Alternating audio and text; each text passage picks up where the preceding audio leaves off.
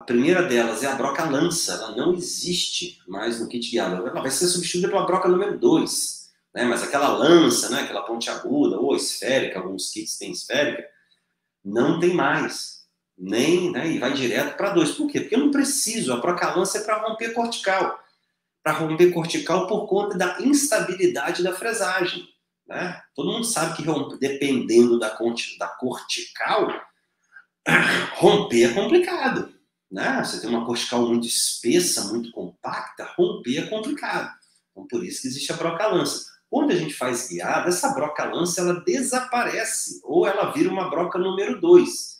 Tá? Logo a segunda broca. Por quê? Porque eu não tenho uma instabilidade na fresagem. Né? Minha fresagem é muito precisa.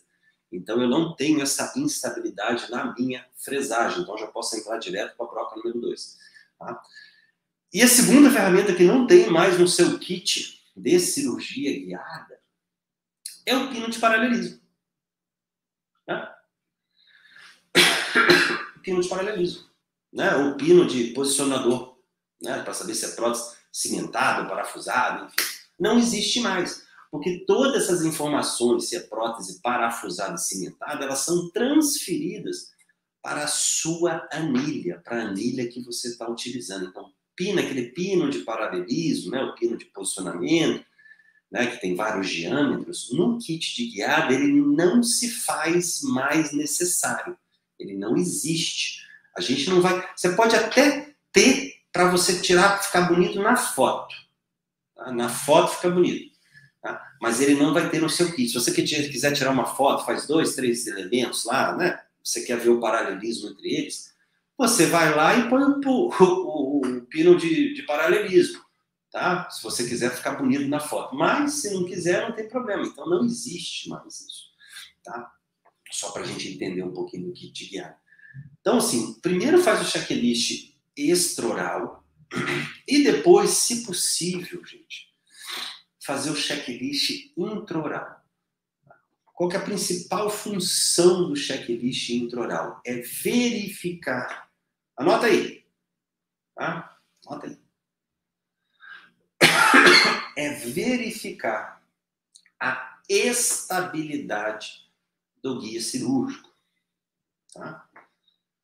O checklist intraoral é verificar a estabilidade. Então, a gente tem que chamar o paciente uma consulta antes, quando possível, tá, gente? Isso só é possível deixar claro. A gente só consegue fazer o checklist intraoral em áreas onde a gente não vai fazer extrações. Quando vai fazer extrações, seja unitárias ou múltiplas, a gente não consegue fazer o checklist intraoral, tá? Intraoral. Então, é importante a gente ter isso em mente. Tá? Não consegue. Você não consegue tirar o dente, testar o guia e depois o paciente voltar depois. O teste vai ser na hora que você remover o guia. Tá? Então, quando possível, faz o checklist.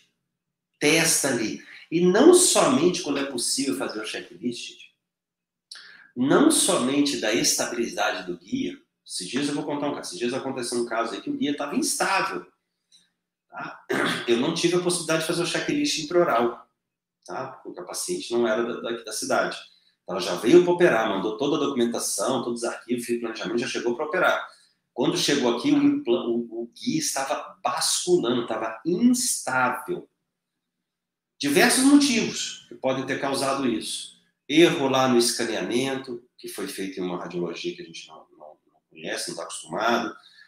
Erro no alinhamento no planejamento, erro na impressão. O guia estava instável. Eu vou entrar nesse assunto daqui a pouco, tá? Então a gente faz o checklist intraoral. Tá? Ver se o guia está estável. Tá? E, quando possível, principalmente em regiões posteriores, é o espaço.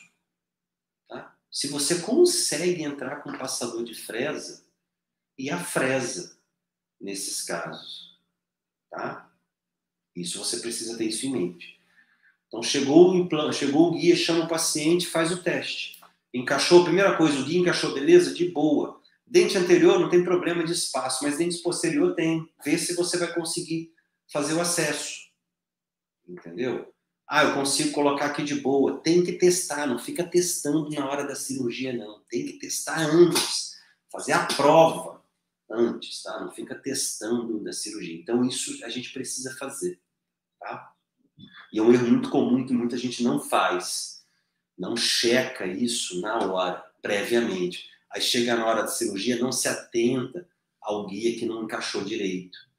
Tá instável, tá basculando. E a báscula, gente, guia, principalmente guia, eu falo que é guia com extremo livre, ela é muito comum de acontecer, tá? Só que ela é imperceptível quando a gente está operando. Entendeu?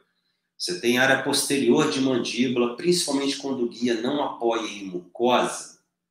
Né? Porque às vezes você vai desenhar o guia ali, o guia não está apoiando em mucosa. Mas por que não apoia em mucosa? Por diversos motivos. O escaneamento não foi legal, não cobriu toda a área de rebordo. Na hora do desenho do guia não se atentou a isso. E a báscula é o problema mais comum de acontecer. E às vezes o cara não se atenta nisso. Tá? Não se atenta zero nisso. Zero. Simplesmente o guia bascula, né? Faz a báscula, tá? E o implante não fica do jeito que ele gostaria que ficasse.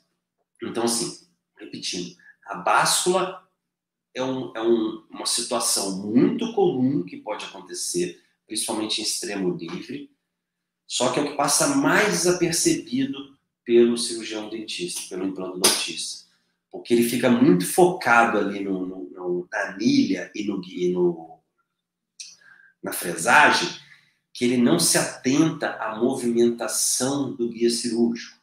É importante auxiliar estar de olho nessa parada, né? Dedinho segurando e estabilizando o guia. Tá? Quando eu tenho anilhas entre elementos rígidos dentários, dificilmente acontece isso, tá?